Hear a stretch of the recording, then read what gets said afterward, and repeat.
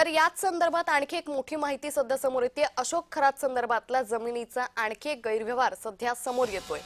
तर म्हणतो अशोक खरातचा आणखी एक जमीन व्यवहार हा समोर आलेला आहे। उरणमधील चाणजे इथं 58.50 लाखात जमीन खरेदी करण्यात आल्याची माहिती सध्या समोर येते।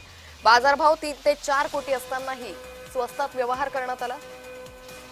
तर पुन्हा एकदा जाऊयात आमचे प्रतिनिधी किरण गोटूर यांच्याकडे। किरण, बोंधू अशोक खरातला आज कोर्टात हजर केलं जाणार आहे, त्यापूर्वी आता खरातच्या आणखी एक जमीन गैरव्यवहार प्रकरणात संदर्भातला हा तपशील समोर येतोय का? अधिक अपडेट अंकिता, अशोक खरातने नाशिक, शिर्डी, नगर, पुणे अशा वेगवेगळ्या ठिकाणी ज्या ते प्रॉपर्टी घेतलेल्या आहेत आणि विशेष म्हणजे जमिनींचे जे व्यवहार आहेत तो खूप मोठ्या प्रमाणात अशोक खरातने केलेला आहे, अशी माहिती आतापर्यंत तपासामध्ये समोर आलेली आहे।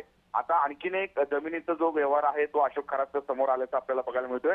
अशोक खरात म्हणजे उरणमध्ये 58 लाखाला ही जमीन घेतलेली होती आणि या जमिनीची किंमत करोडो रुपयामध्ये आहे। असं असताना सुद्धा अशोक खरातने अगदी कमी किमतीमध्ये या जमिनीचा व्यवहार केलेला होता आणि अशोक खरात जेलमध्ये असताना सुद्धा या जमिनीचा व्यवहार पूर्ण झालेला आहे, असाही माहिती आता समोर आलेला आहे। त्यामुळे या जमीन व्यवहारामध्ये नेमकं काही एकूण गैरप्रकार झालेला आहे का?